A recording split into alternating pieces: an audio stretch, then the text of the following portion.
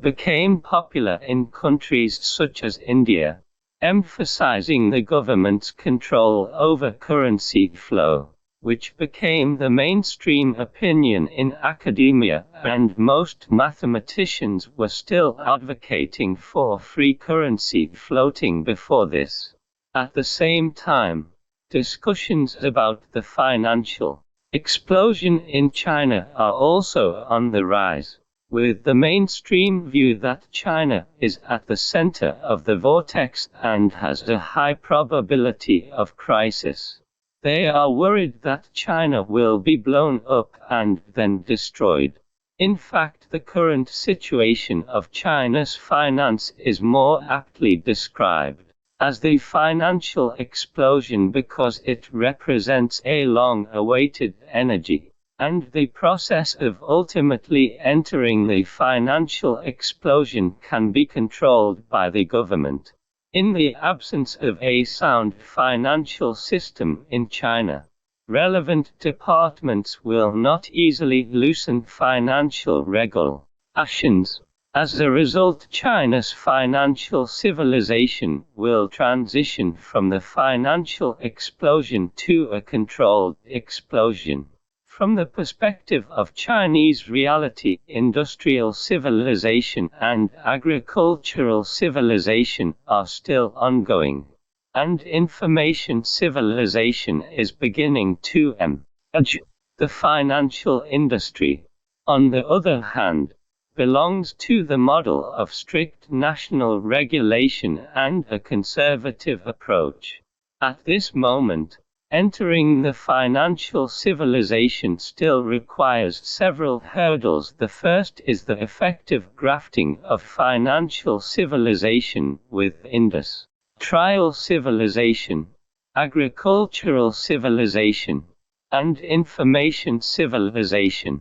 As China's economic development mainly depends on backward state-owned enterprises, the traditional economy civilization dominated by these state-owned enterprises is likely to be magnified in the financial civilization, and finally destroyed by the financial civilization. Once the country liberalized the private economy and the innovation vitality of the whole society, it is likely to enter a benign interaction state of the four civilizations.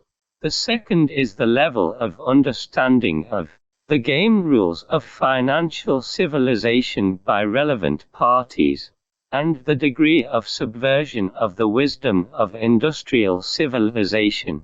For example, many experts believe that the phenomenon of nationwide stock trading is abnormal and a signal of the stock market reaching its peak, while officials from the State-Owned Assets Supervision and Administration Commission believe that nationwide stock trading is a great thing due to our limited knowledge.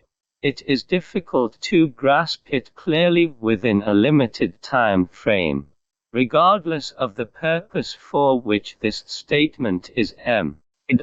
At least it indicates that the management still allows room for discussion on new phenomena, rather than blindly denying them.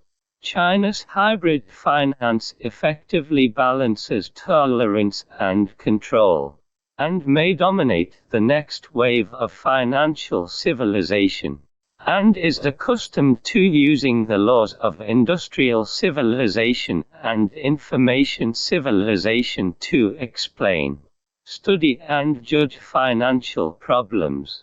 The development of the securities market according to geometric series conforms to the laws of financial civilization, but meets the logic of industrial civilization regulation and intervention according to the development of arithmetic progression.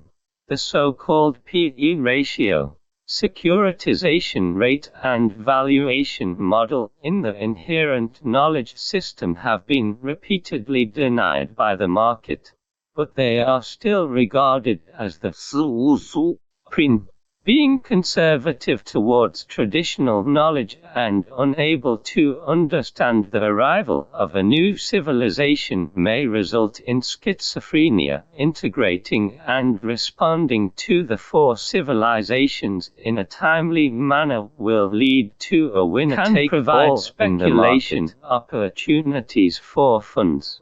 Since the beginning of FIS, inconsistent words and actions constantly applying to increase investment quotas while loudly short-selling the stock market have been exploiting the policy uncertainty, instability, and unpredictability of the Chinese stock market to profit.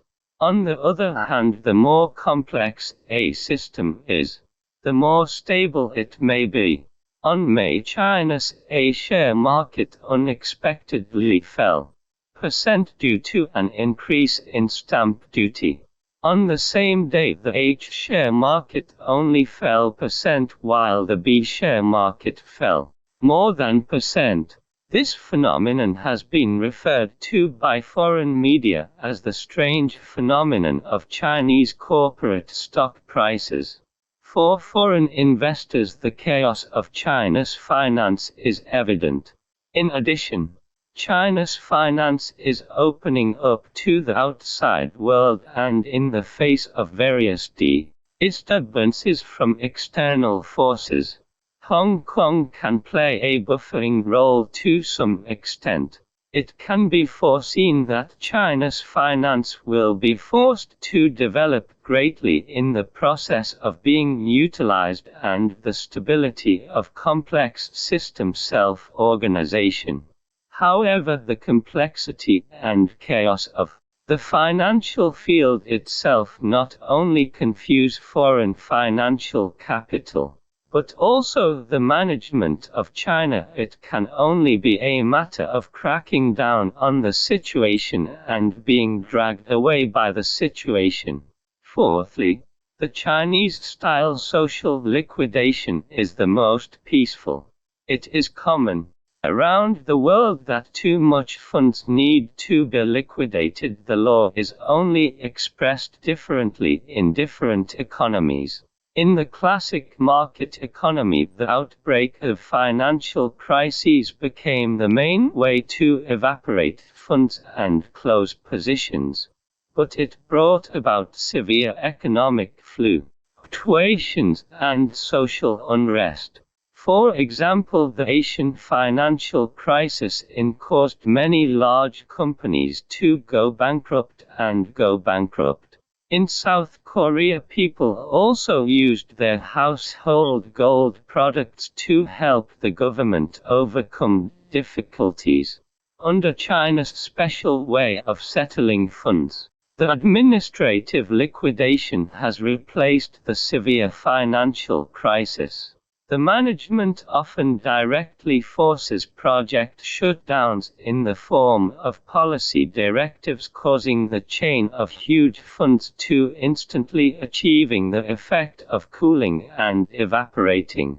During this process, banks with government guarantees played the role of shock absorbers. For example, the T-Bun incident completely wiped out the billion yuan loans of 6 financial institutions, forcing banks to follow the company and suffer significant losses.